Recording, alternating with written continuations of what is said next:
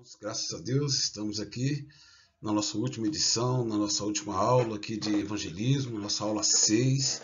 Espero que Deus tenha abençoado, que você tenha aprendido, assimilado várias coisas e que seja muito usado nessa obra de evangelização. Concluindo o nosso trabalho hoje aqui, nós temos só 2 pontos aqui muito importantes sobre os meios de evangelização. Nós já vimos aí anteriormente algumas formas de evangelizar, né? E evangelismo pessoal, principalmente, que é um dos mais importantes. E hoje nós vamos tratar do evangelismo através dos meios de comunicação. Ou seja, a igreja se servindo das tecnologias. Nós temos várias, né? Nós temos hoje as mídias sociais, nós temos as televisões, os canais de TV, temos rádio, Zap, muitos meios de comunicação. E nós vamos ver aqui algumas orientações de como a gente pode aproveitar esses meios para alcançar pessoas longe, né? Às vezes estamos aqui no Brasil, mas pessoas podem ser alcançadas na Ásia, na África, através das mídias sociais, através da internet, né? Então vamos aqui ver algumas coisas muito importantes sobre alguns meios de comunicação os mais tradicionais que sempre, há muito tempo já nós temos, desde 1960, 1950, que é, por exemplo, utilizando o rádio.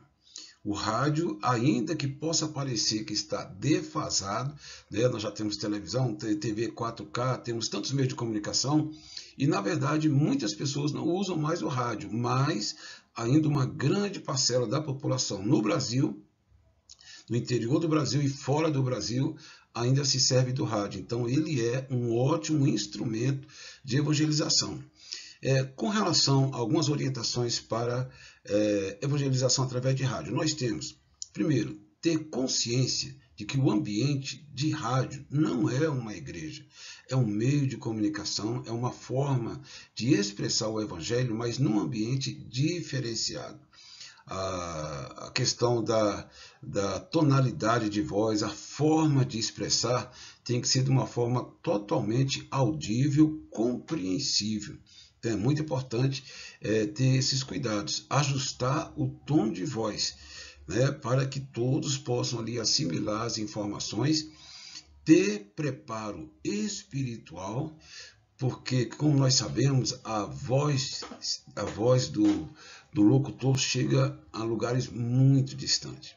E se essa pessoa que está ministrando, né, através do rádio, ele está com uma sensibilidade espiritual, com graça de Deus, muitas pessoas vão ser tocadas, ainda que não o conheçam, não o vejam, mas só ouvem a sua voz, mas essa voz é de uma pessoa consagrada a Deus, uma pessoa capacitada por Deus. Através dela, muitas pessoas vão ser tocadas.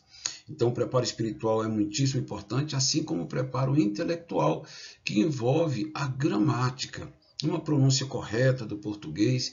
Então, é muito importante a pessoa ter esses elementos básicos, culturais, né? O ensino, o estudo, para poder ter grande sucesso nas suas ministrações por via rádio.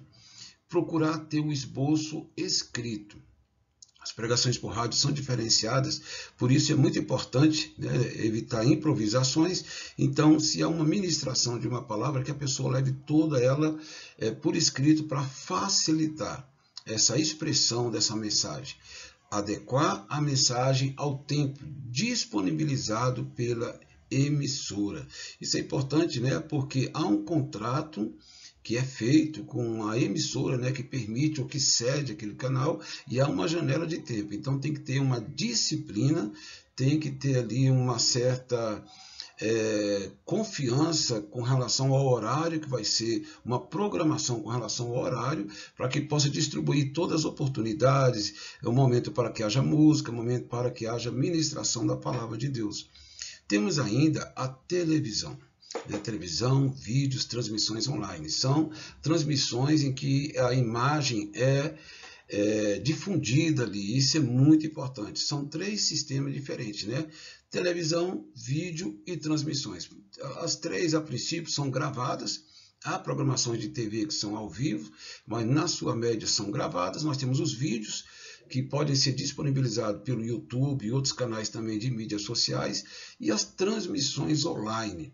Nós sabemos bem o que é isso nessa época de pandemia, em que muitos não puderam mais ir para a igreja, mas foram beneficiados pelos cultos online. Então, são todos instrumentos que se tornaram uma grande bênção para a difusão do Evangelho. Quais são as orientações com relação a isso? Primeiro, diferente da transmissão via rádio, que envolve apenas o áudio, as mídias visuais requerem um preparo especial do profissional e um conhecimento especializado, a fim de se ter sucesso nessa empreitada, né? E a fim de que a programação também se torne atraente.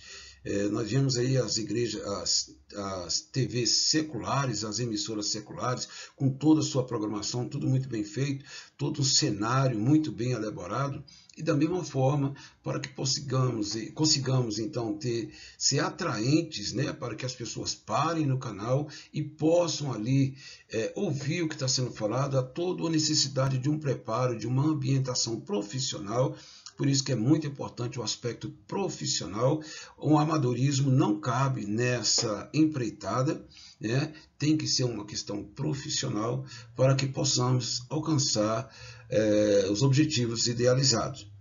Aplica-se o mesmo conjunto de preparo anterior, ou seja, ajustar o tom de voz, uma voz audível, uma voz clara, ter preparo espiritual, ter preparo intelectual, que é o bom conhecimento de gramática, e nesse caso não há como preparar um esboço, né? Mas quase toda a programação em TVs, né? Há todo um script, né? Em que ali é obedecido. Requer, como nós já falamos, um elemento profissional. A aparência do apresentador e do pregador deve ser impecável, né? Como nós já vimos aí, diferente do rádio, essa forma aqui de comunicação é visual, eminentemente visual. Então é muito importante o profissionalismo em todos os aspectos, e inclusive na apresentação dos apresentadores, né? Especial preocupação deve ser dada aos aspectos de clareza e criatividade da programação. Mais uma vez repetimos, né, que é o aspecto profissional, tudo muito bem cadenciado, muito bem programado. Geralmente os canais de TV, o espaço de tempo é muito curto, porque são muito caros, né? Então há de ter toda uma programação prévia com relação ao uso desse instrumento. Então, na evangelização urbana, as condições em que se desenvolve a vida do homem urbano é bem diferente da vida dos moradores, tanto do campo como de uma cidade do interior. Essas condições devem ser levadas em conta em relação a um projeto de evangelização, considerando as seguintes características, né, que vai levar em conta o perfil de um homem urbano. Primeiro, o homem urbano não é difícil de ser alcançado pelo evangelho. As cidades são um campo promissor, porque, diferente da vida do campo, de uma cidade do interior, em que geralmente as pessoas estão mais dispersas, a vida urbana, as pessoas estão mais aglomeradas, o contato é mais fácil, né? Os encontros são mais fáceis. Então, ele já tem, com relação ao alcançar, tem esse ponto positivo. Apesar de prevalecer o aspecto do individualismo na vida do homem urbano, mas há pontos em que se pode encontrar com pessoas e que se pode fazer as abordagens. E vamos ver uma outra coisa aqui que é importante, sobre o perfil psicológico. O homem urbano é mais extrovertido, né? Pela convivência na cidade, a de comunicação, questão de emprego, questões de negociações, de comércio, isso tudo torna as pessoas um pouco mais expressivas. Ele é mais expressivo, mais extrovertido, mas também é mais sujeito a tensões, mais agressivo e vítima do anonimato e do isolamento. Então nós vemos esses componentes muito importantes. Ele se torna mais agressivo pela questão da tensão das cidades grandes. É o trânsito, é questão de empregos, é questão de condução para o trabalho, são os desgastes no trabalho.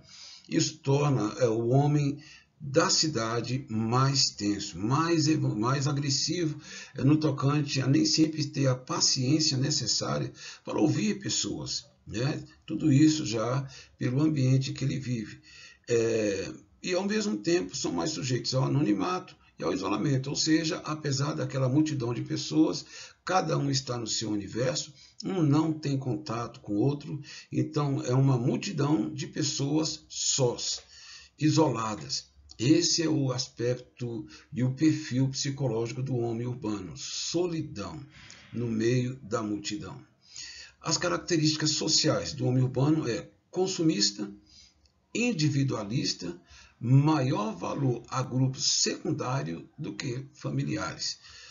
Ou seja, é uma pessoa muito dedicada ao mundo, à vida social, em detrimento da vida familiar. Característica religiosa, isso é muito importante. Características religiosas e morais. O grande número de cristãos nominais, mais secularizado, né?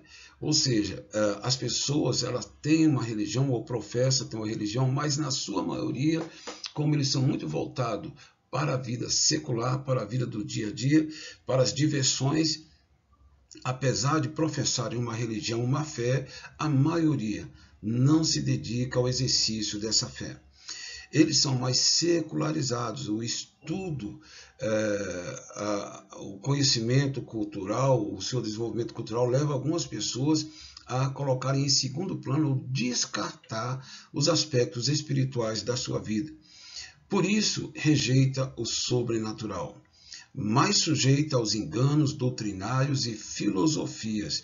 Justamente aí nós vemos então dois extremos, ao mesmo tempo em que eles são mais secularizados, mais céticos, mais incrédulos com relação a valores espirituais, com relação ao sobrenatural, mas ao mesmo tempo eles são mais sujeitos a cair nas malhas, nas redes das seitas e das heresias, que muitas delas promovem coisas, verdades mais rápidas de serem assimiladas, caminhos mais fáceis, por isso é um grande perigo.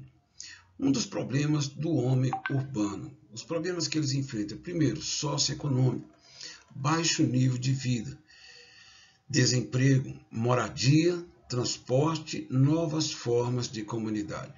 Esses fatores negativos são justamente os fatores que podem facilitar com que essas pessoas sejam abordadas, porque numa vida de luta, uma vida de dificuldade, uma vida